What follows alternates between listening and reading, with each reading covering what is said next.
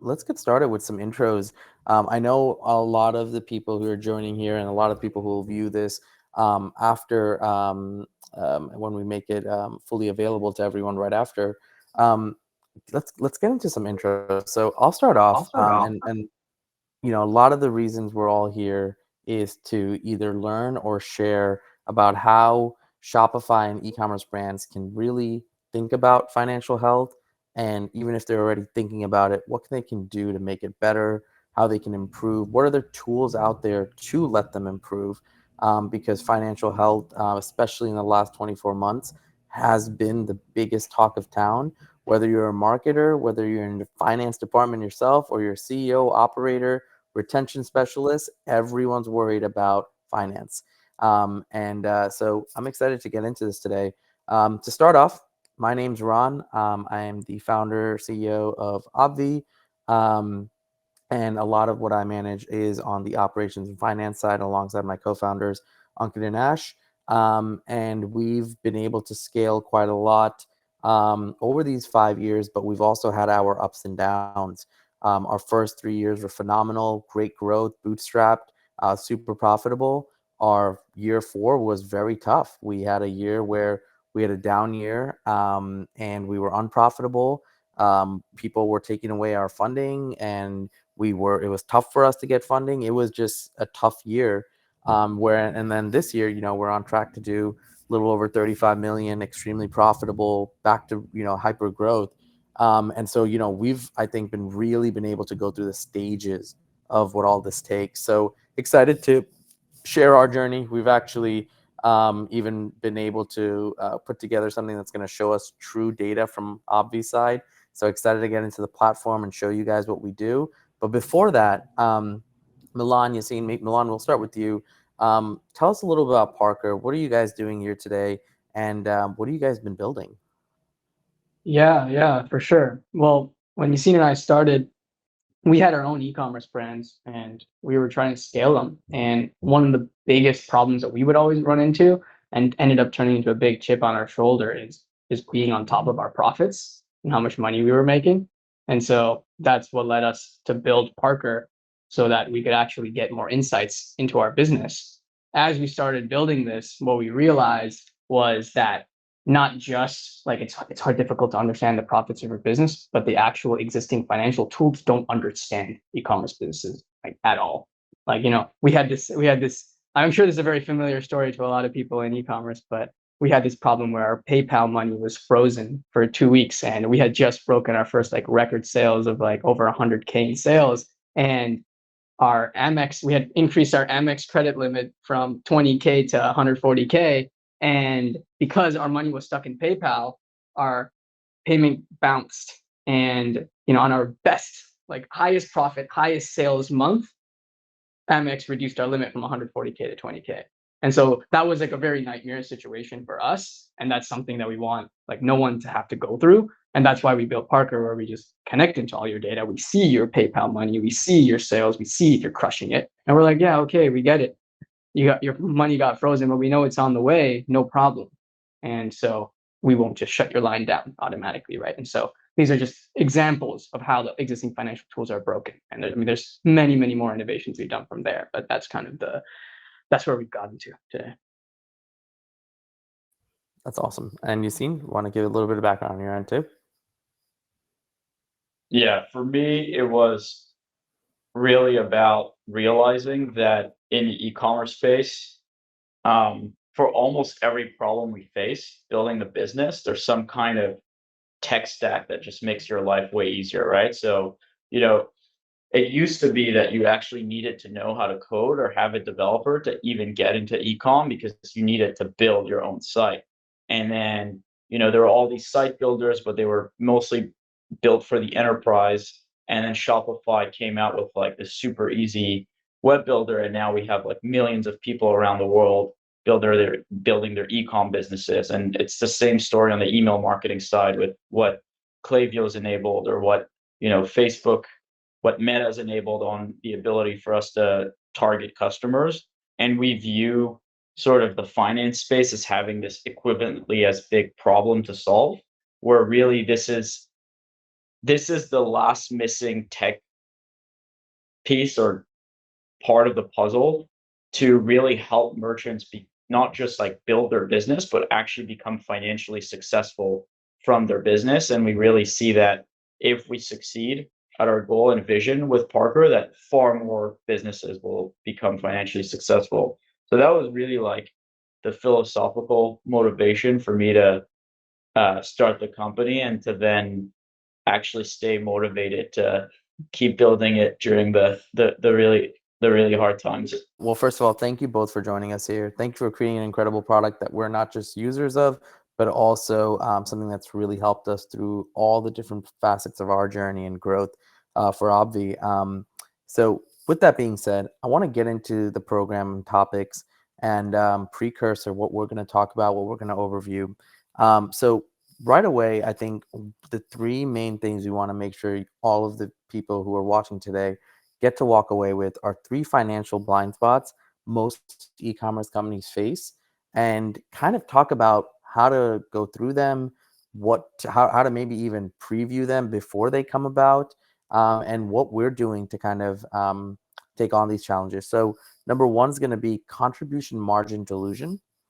Number two is going to be sloppy cash flow management, which we were definitely culprits of. And then toxic LTV to CAC ratios in terms of how companies are okay with building their brand sometimes and why it truly is toxic.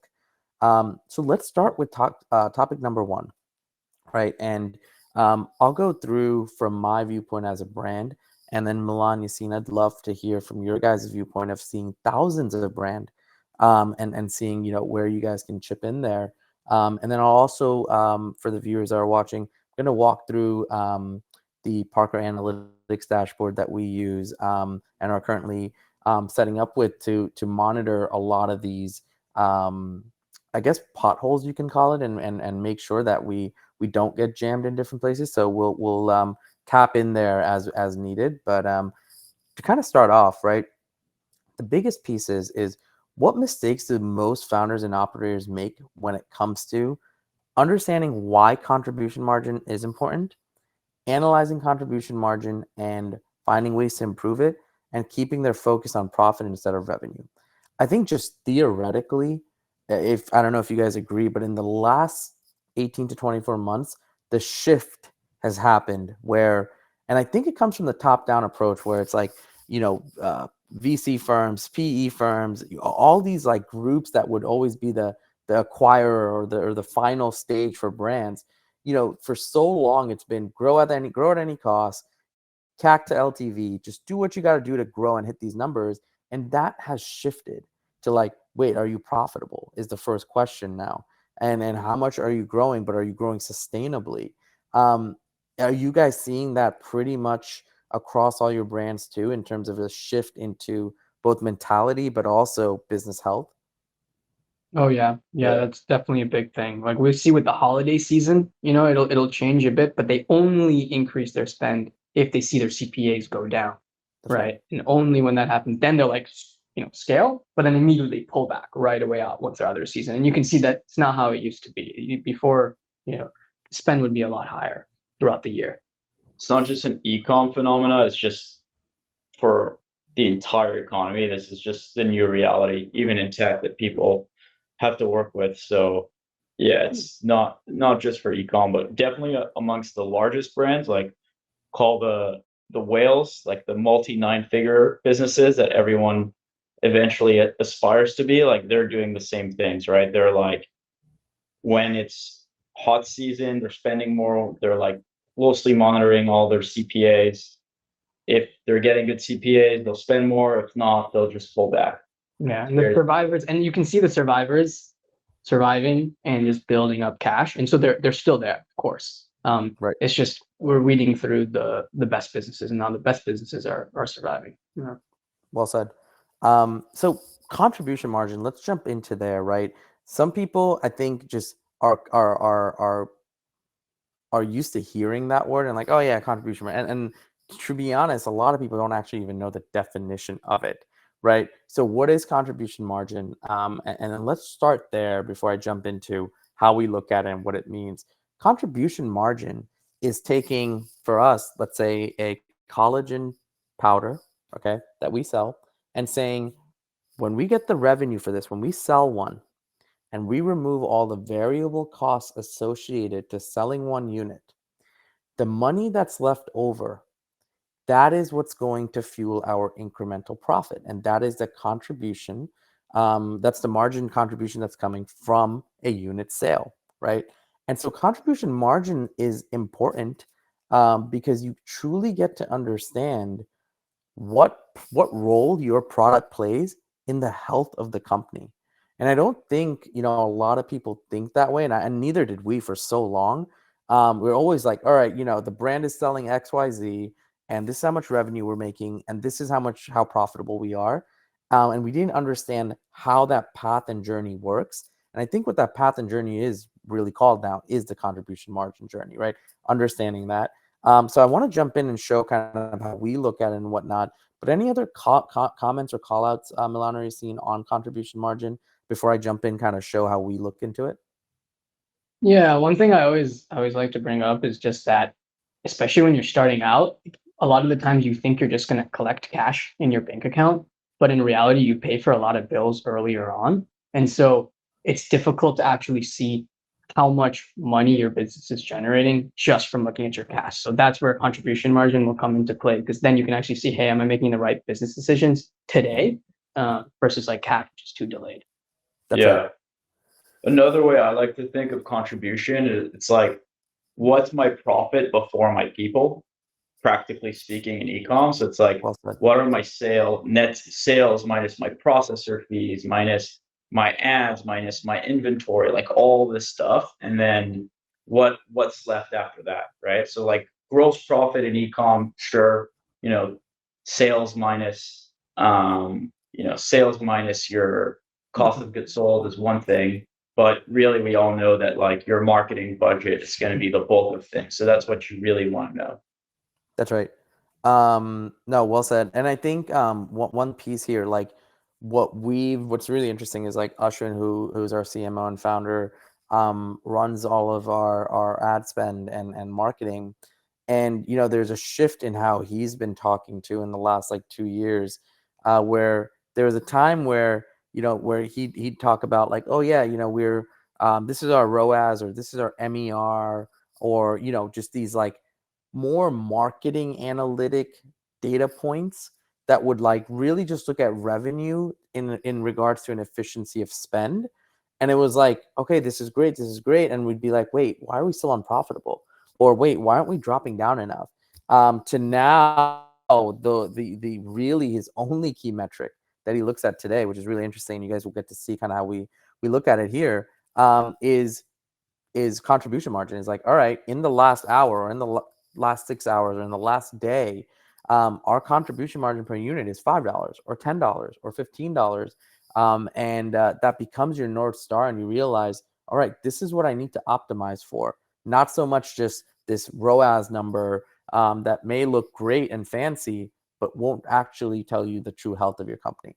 So I'll kind of jump into here, and what you guys are looking at, if those of you are watching the share screen, is actually Parker's analytics dashboard that we've been actually integrating with in real time. So some data is still integrating, but it's something that they've rolled out, and it's fairly new. But what's really cool about it is they've taken on tools that we're all used to using in different departments, and they've really brought it together in one place, right? We're so used to looking at QuickBooks in one place, and then we may use a Triple Whale or a Northbeam in another place, and then we may look at just in-platform data, and we're trying to jumble it all together, multiple people from multiple different departments, all trying to figure out the same story.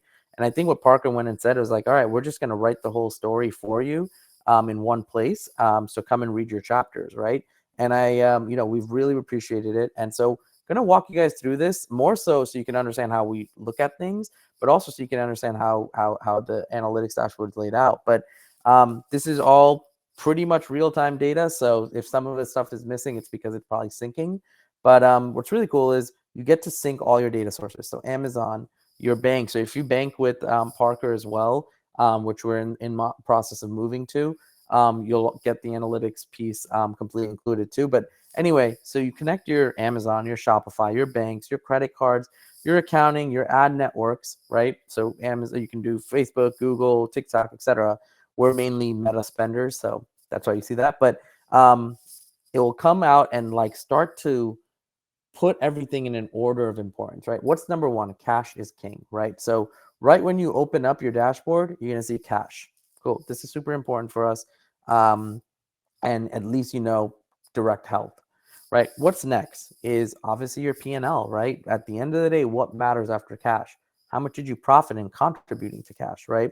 So we'll jump in there, and what's really cool is they have a real-time contribution margin, both percentage and profit numbers for you on a day-to-day basis, right? So let's take a random day in the month, in the last 30 days. This is last 30 days data.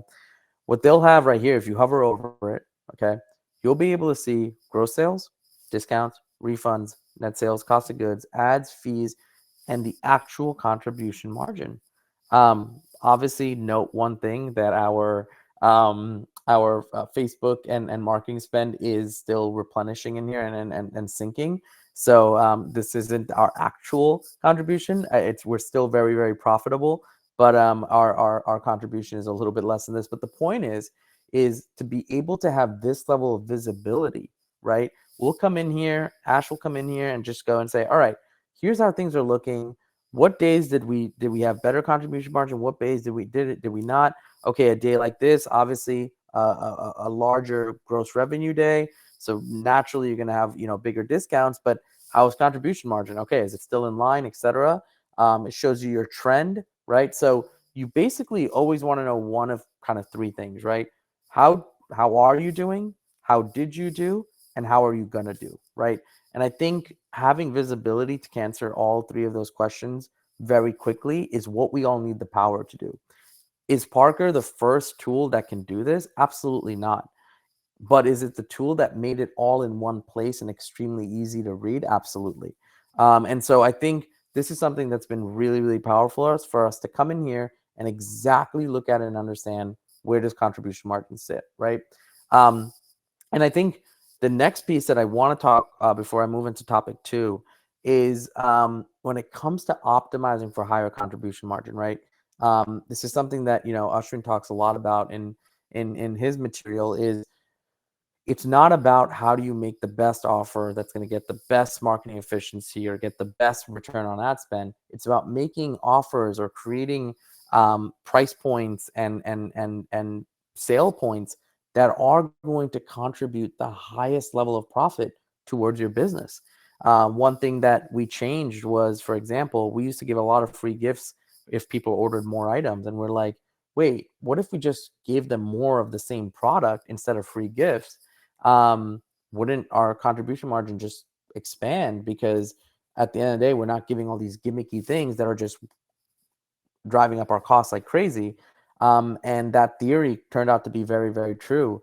So what may look like, oh, wait, your ROAS is going down or your conversion rate may go down, etc., is actually going to have a better contribution margin because your numbers from top to bottom look much better. So just different ways how we look at it, different ways how we use this tool to analyze it. And before I go into topic 2, you seen, Milan, any additional points there or any questions from the crowd that we can answer? Yeah. Need some questions in the chat. Oh, let's hit them. I have to hop off to board meeting, but it's great to meet you all, and thanks for having me, Ron. Of course. Milan's got the rest of it covered. Cool. See ya. Beautiful. Okay, cool. So let's look at some of these questions. So Ashwarya asked, what's your thought process on calculating contribution margins at different levels, like CM1, CM2, CM3? Milan, you want to hit that one, or do you want me to? Yeah, for sure. Yeah, I mean, honestly, I think the most important thing is to think about the use case here. Like, why do you want to see it at different levels, right? And there's a different purpose to see each one, right? So if you're looking at CM1, right, which, sounds complicated, but it's just looking at your contribution margin at like the highest level, right? Like after your ads, after your cost of goods, right? In that case, you're just looking for, hey, like per unit I sell, how much am I making on that specific profit, right? But then if you're looking at like CM3, more of like the operating side of things, including all of your operating costs, then you actually want to see, hey, including people, right? How will I be able to scale profitably, right? But the key thing to understand is that if you're running a good business, at least what we've seen with a lot of e-commerce brands that are using Parker, is that you don't need to scale your operating costs, like the people, with your sales. Like, we've seen, I mean, including obviously, we've seen brands that have scaled to, the tens to 50, honestly, 50 million to 100 million a year in sales with just less than 10 people on the team, right? And so that's where it really depends on what stage you're at. I would say when you're starting off, you want to be aware of your contribution margin with your operating costs, but don't be dissuaded and just stop your business if your top level, high level contribution margin is looking good, because you can still scale that to the point where you don't have to hire more people. So that's kind of my thoughts. Ron, Well, curious what you add. no, well said. I'm not even gonna add more comments to that. I think that's exactly right. I think the biggest piece is just like, it does depend on the business a little bit, but also depends on, with this data point, what next decision are you going to make, right? And I think that really helps us decide which tier we're going to look at. I'll jump to Eric's question real quick, and then we can continue with the program. Milan, I think this is for you. Does having bad cost of goods have a trickle-down effect on CM when you underwrite brands? For example, brands with lower cost of goods can get better CAC metrics because they have more room to spend money. Great question. Yeah, I mean, this is like a definite thing. I would say this is probably the top mistake that brands make, is when they start out, they pick a product that they have a lot of emotional attachment to, and they don't think too much about, hey, what is this product? What are the actual margins on it? And so there's really two ways you can tackle this, though. I think that's the key thing, is even if you have bad COGS, that's fine. Bad is a very relative term. It depends on what you're selling, right? Because you can always increase your prices a lot more to actually make your contribution margin better. So really, bad is a relative term, I would say. The worst decision you can make, though, is to pick a product that you need to sell cheap, right? And the cost of goods, your gross margin is very low. So that's where I would say it really depends. And always remember, like, you can price the easiest variable to change is just to increase your prices. And most people overlook that. And so that's kind of what I would say there. But yeah, definitely biggest mistake is not being on top of bad is relative. I think that's the key thing I would want to point out there. But of course, if you have bad COGS, that means you have a bad gross margin, which means the bad contribution margin, and you're probably not printing as much cash as you could. Yeah. No, well said. One more question from Ashreya. My question is, how much of that is Parker able to facilitate in regards to? Yeah, go ahead. That's a very good question. Yeah. So right now, we basically look at it in two views, right? So it depends on the use case. Right now, so the way we see it is, if you want to look at your contribution margin per sale that you're making, really the key important parts are nailing the API data. So nailing like Shopify, Amazon, right? Like all your different sales channels, then nailing all your different ads channels, right? Because you can see those changing on a real time, right? And then getting your cost of goods right as well, right? But that is really what you use. Like, the use case there is, you don't need to be super, super exact. You just need to be making sure that you're not bleeding money with the decisions you're making, and seeing those like big, like volatile movements in your high level contribution margin. But then when you want to see like operating level costs, we actually recommend, which actually Ron will get to in the next section. So I don't want to surprise that, but then you'll see more of how we actually are able to get to the operating cost level, and even look at other levels of revenue like wholesale and retail that are not included most of the time in when you're looking at like real-time contribution margin, but very important to look at. But again, it's a different use case, so you kind of, the fancy accounting terms is accrual versus cash based, but we'll get to that later. Well, great explanations, Milan, and Ashreya, great questions. Thanks for poking. Topic 2, let's jump there. Sloppy cash flow management. We've all been there. Some of us, I regret to inform, are still there. But at the end of the day, there's no such thing as perfect cash flow management. So I think some of us all have a little bit of sloppy in us. So let's kind of actually break this down as like what mistakes are some of the most prevalent ones and the ones that hurt you the most when you have sloppy cash flow management, right? Um, and then I also want to kind of talk about burn rate and how to identify that, and then understanding cash conversion cycles, right? I think for those of you who have been following us, and especially Parker's dominance in the market has come from getting brands to a negative cash conversion cycle, which is basically being able to sell your inventory before you actually owe money to pay it. And that comes from a combination of when you make payments and when payments are owed, and how much time you can buy in between selling it. It's an incredible concept. It is the holy grail for many businesses. But those are the few things we'll get into. But let's jump on the cash flow management side, which I think you guys are enjoying the dashboard view. So let me jump into how we kind of manage that piece, right? So here's like, just this, let me put last month so you guys can get a better view, right? Let's look at like a month, and again, please mind us with some data being updated still. But here's something that's really cool with Parker's analytics dashboard is like you can come in here, right, and you can understand exactly what's coming in, what is actually being kept for you, what do you have upcoming to go out, right? And from there, right, you can truly understand where those payments are even going, where are those information, like, here, I'll break this up for you guys, right? Like this cash outflow, right? It's going for debt repayment, payroll and consultants, and utilities, right? This level of visibility and knowledge and cognizance actually helps you not just understand like, oh, am I positive or negative?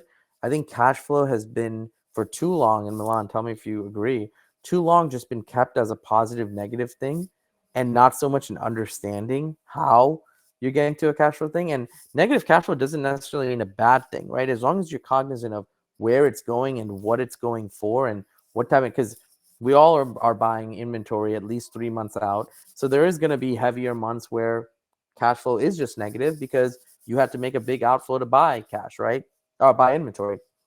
But I think understanding cash flow is one of the biggest pieces. And so for us, the way we're always monitoring it is what exactly is coming up on the horizon to pay, what is exactly expected to come in, right? So your modeling of revenue and understanding also what are constant expenses that are going to go, right?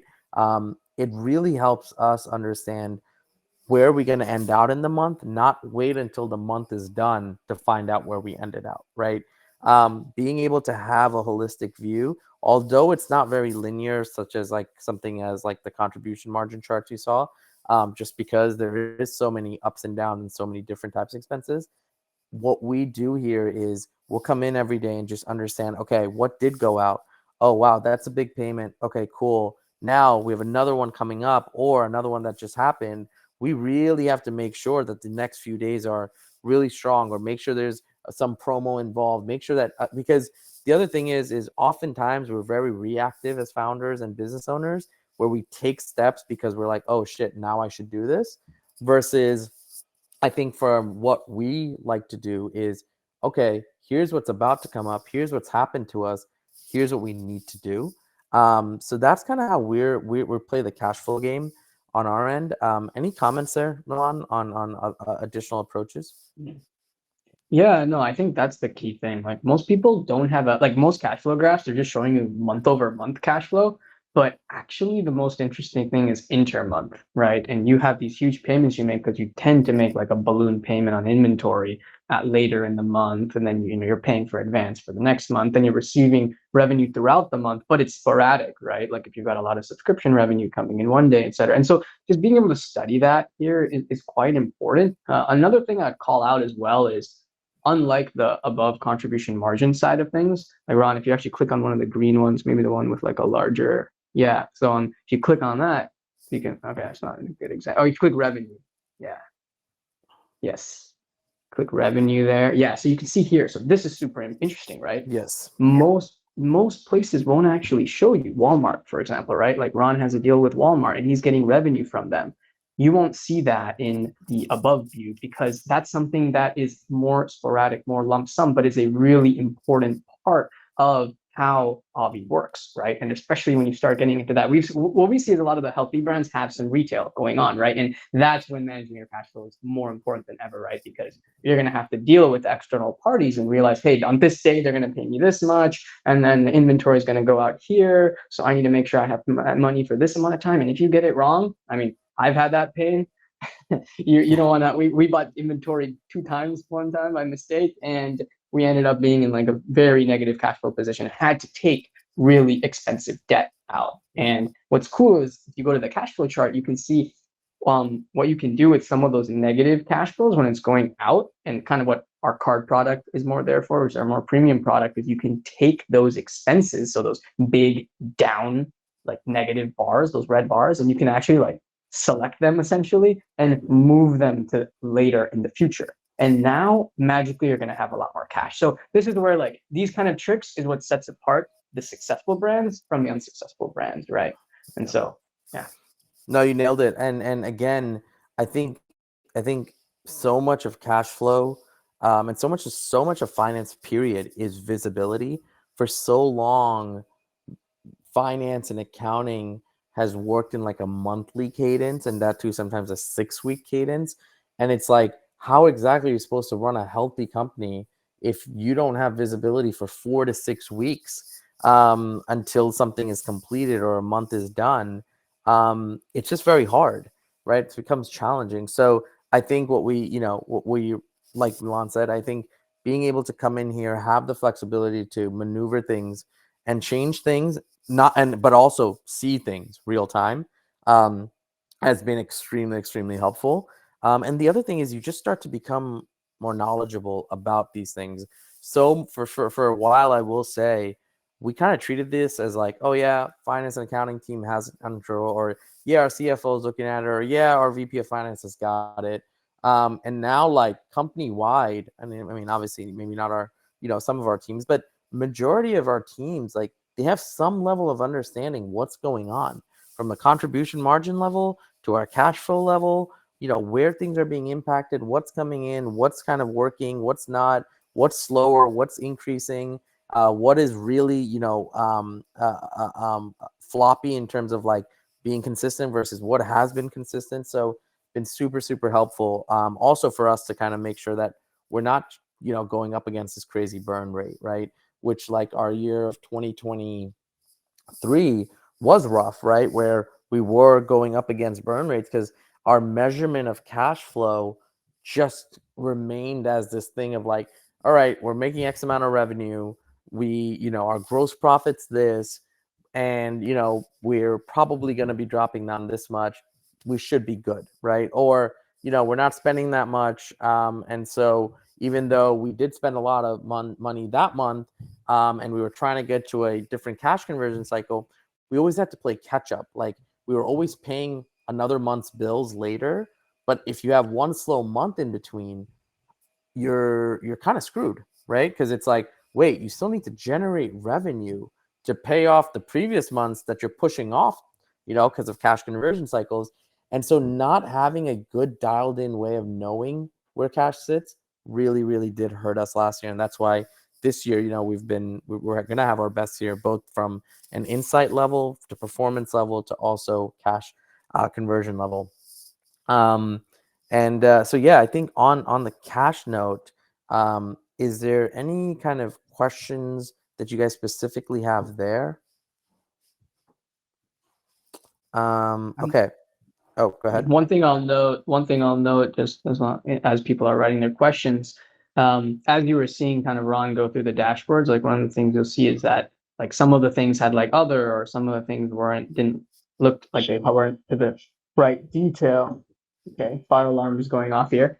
But one of the perks is right now Ron is migrating his banking over to Barker, and once he migrates the banking over, the AI labeling is going to get a lot more accurate. And so that's one of the big advantages that you'll be able to see. But this is all automatic. Like someone didn't go through and like manually categorize these. These are actually all like automatically done by our system because we do this already. Anyways, I'm gonna mute myself because I don't know what's going on with this alarm. You're good. It's not too bad. Cool. Okay. Eric has a question. What should be more important to a brand? Having higher COGS but negative cash conversion cycle, or having lower COGS and a 30 to 60 day cash conversion cycle? I know it's relative, but great question. I'm going to give my opinion, and then Milan, I'd love to hear what you've seen just perform better for brands. Definitely would prefer higher COGS, a lot more in control. And then you kind of get a little bit more time to figure out how to make sales happen for your business, right? Also, just for us, we trying to chase 60 to 90 days in our cycle in terms of payment from the point of inventory collection. This allows us a cool quarter to really cycle through sales, which is just so important for us. Like whether you have at least in a quarter, you usually have at least 2 to 3 times you can do a promo. In a quarter, you can at least pick up a retail order and still get paid in time. In a quarter, you can also, run and try to be a little bit more, a little bit more, a little bit less on discounts in the beginning of the quarter, and then you can adjust as needed later. A lot of time to test. So yeah, I just believe that's a better cycle. But Milan, I don't know what you've been seeing from other brands. I 100% agree. Like negative cash conversion cycle is definitely the most important thing when you're starting out because the difference that's going to make for your business is just going to be a lot more than a better cost of goods is really going to make, right? And so you're just going to be able to run. You're going to have more cash on hand, and in the beginning, like that makes the world of a difference, right? You basically can sleep at night, right? Where normally, oh, I'm making a lot of profit. I'm making a lot of profit. This is great, yeah. And then at the end of the month, you're like, where'd all my cash go? Right? That's not the type of place you want to be in. And I've been in it a little too many times. Absolutely. Eric, let us know if that answered your question. And then, Milan, one more question from Eric. Higher COGS versus working capital debt, is that a justification? Great question. Yeah, that's a good question. Yeah, I would say, generally the thing is like higher COGS is really just a question on how you're pricing your product, right? And I would say what tends to happen is you need more of the working capital for time. So I would really say it's a different use case, right? Like working capital is there if you have less cash, right? Or your cash conversion cycle is way too long, right? That's when you're going to really need a lot of working capital, right? Because you don't have much cash on hand, right? And then for higher COGS, right, a lot of people will sacrifice a higher COGS so that they have a shorter cash conversion cycle, right? So they buy inventory more often. They buy it like once a month instead of once every 3 months because they're not trying to optimize their COGS, right? And so it really depends on where your business is. I would say when you're starting off, right, you're still running experiments. You still haven't fully figured out your winning product. Once you've got the winning product, right, and then it comes to, okay, I've got a winning product. It makes sense for me to invest in the working capital because I have a higher profit margin, right? And so it just depends on what stage you're in, to be honest. And so the way we justify when we're underwriting really is from first principles. We look at, hey, what stage is your business at? And which does this make sense right now, right? And that's where like being a smart business owner comes into play. And obviously seeing your data. Well said. James, thanks for joining and appreciate it. Appreciate the comment.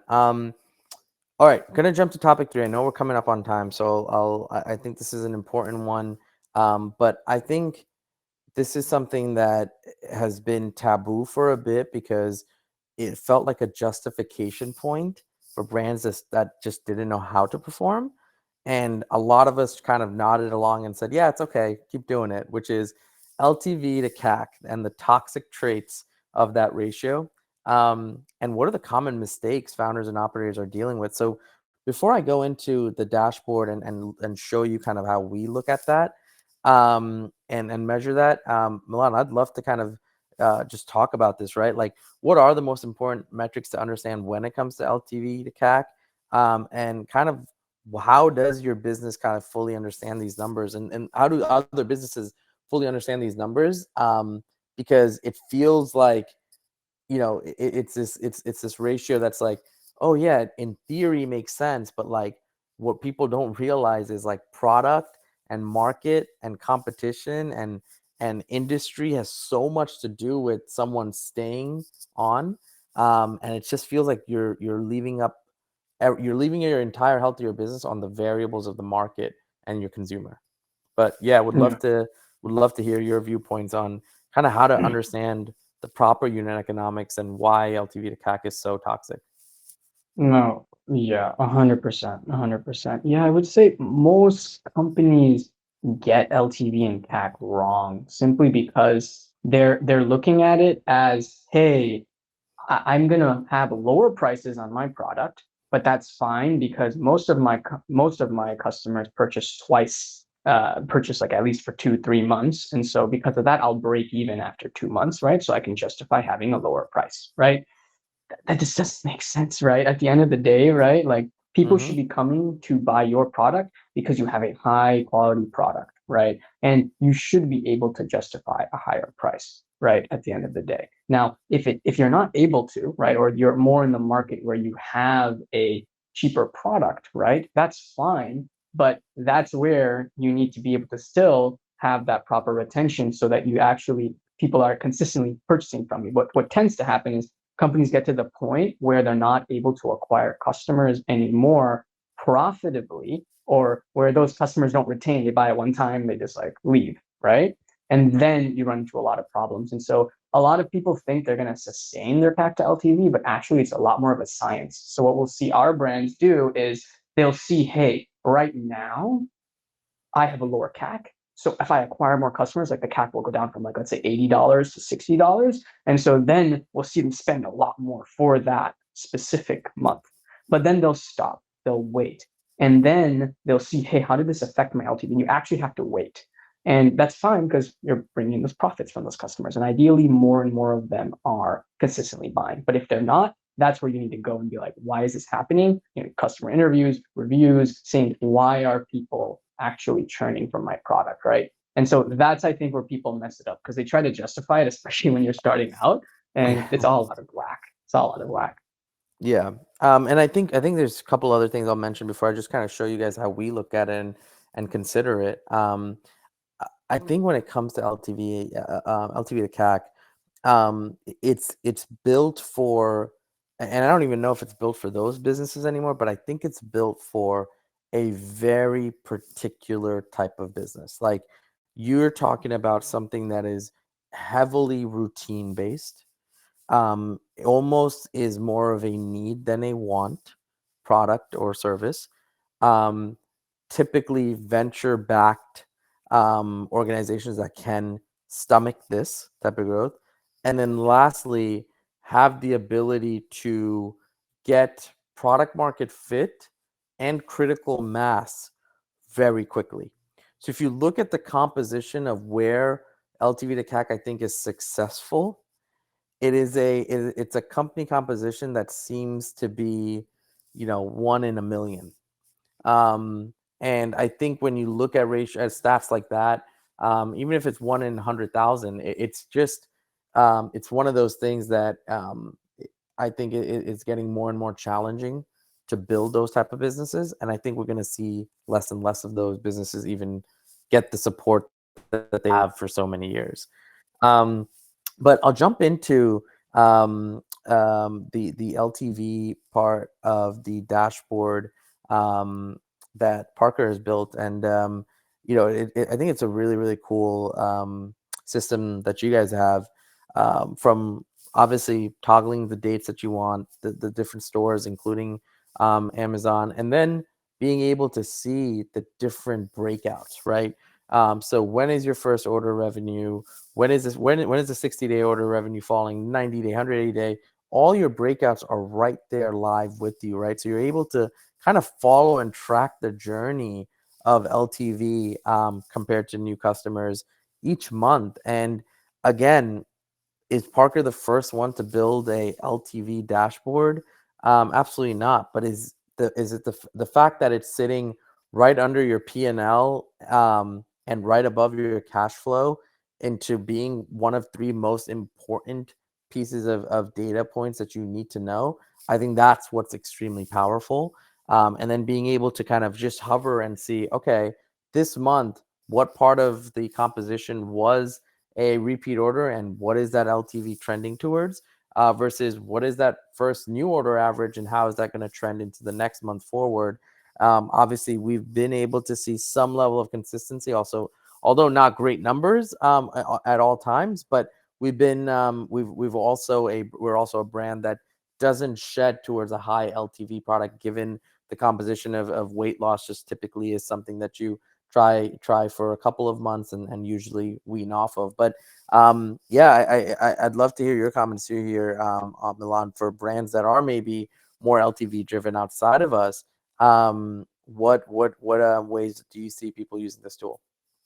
Yeah, no, for sure, for sure. Well, I think Ron is being a bit humble here, to be honest, because if you look at April, like this is insane, like the number of customers he acquired, and your LTV shouldn't drop by your LTV should drop a lot more, to be honest. And this, I mean, this is like a completely different scale, right? So the fact that his LTV stayed this stable is honestly very impressive.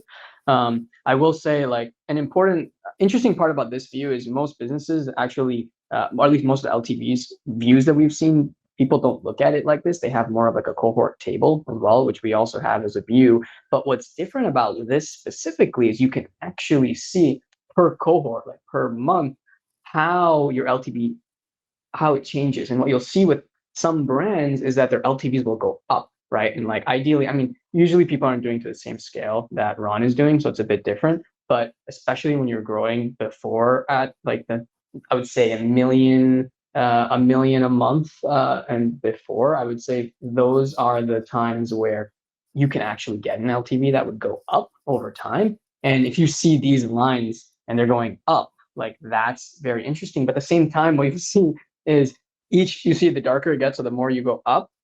Ideally, the more time that's passes, like the 90-day average or 180-day average, if that's going up, like then you know this is a good business because people are buying more and you're having retention, right? The worst would be that time passes and it actually stays the same, right? And so that's where you can just immediately see that right here.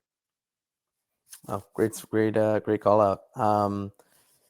I definitely, I know we're coming up on time. First of all, Milan, I know you guys have, for the people who did get to tune in and people who will watch this later today and tomorrow and over the weekend and weeks, I think you guys have created and crafted a special offer for the people who only watch this webinar. And I think that's around banking and analytics. If you want to touch on that, and then we'll close up and leave any more questions that people have, and let's let you can take it from there, Milan.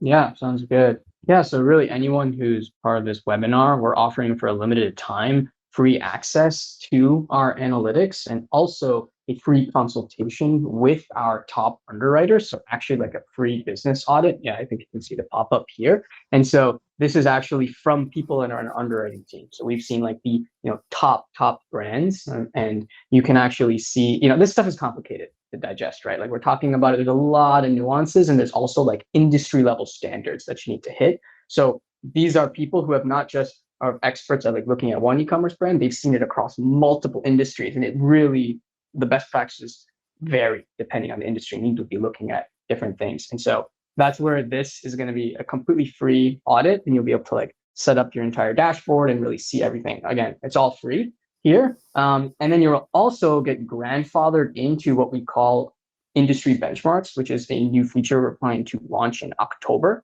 which we're really thinking will be a paid feature, but you guys will get it for free. And so you'll actually be able to see how, for all these metrics, how you compare to other people in the same revenue band and industry as you. And so these are like obviously the top brands, but also anyone else, and you'll be able to see how you place. So you'll see your CAC. You know how you'll ask your friends, oh, are my ads doing well today? You'll be able to see that right here. You'll see, oh, my CAC's doing really well compared to other people, or it's not. And so you'll be able to see that. Same with LTV, CAC, and actually never seen before, cash balance, debt ratios, all of these other financial metrics that I haven't at least seen anyone else show these metrics. And so those are all going to be embedded in the dashboard, and you'll all be grandfathered into it. Amazing. Well, first of all, thank you guys all for joining us. Okay, we have a couple questions. Diana, do you guys recommend this for a certain revenue amount, Milan? Do you mean like the size of the company? I think is what the Yes, question is. that's And right. yeah, honestly, all ranges. Really, we see every company out there, and I mean, we're talking with like 50 million, $100 million brands, and we get on a call with them. We're giving them advice on their debt, really. So it really, honestly, any brand can benefit from this. The knowledge that we have access to is pretty exclusive. Amazing. Well, a few different things. One, we're going to be sending out the recording to all participants. I know a lot of you guys like to watch, especially with Summer Fridays, like to watch this at your own time. We'll also be parsing out certain parts and sections of this webinar and uploading it in ways that you guys can watch and consume information. And then lastly, we'll also email you guys the free business audit link for Parker, since a few of you also asked us offline as well. So we'll get that over to you guys, and wanted to say thank you for everyone joining. I know a lot of you got to hop in and hop out, but for those of you that got to stay with us the whole time, appreciate it and thank you. And Milan, thank you so much for all that you guys do, and appreciate it. Yeah, thanks, Ron. Thanks, everyone. This is Amazing. great. It's awesome. Thank you guys. Awesome.